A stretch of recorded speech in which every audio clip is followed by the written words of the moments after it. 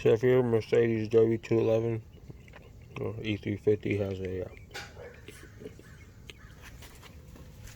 damaged driver's side door handle from using it. Mine was messed up. I had this tape covering the make it look a little better, but that's how most of them look. Appealing. So there was I went to the junkyard and I got the door handle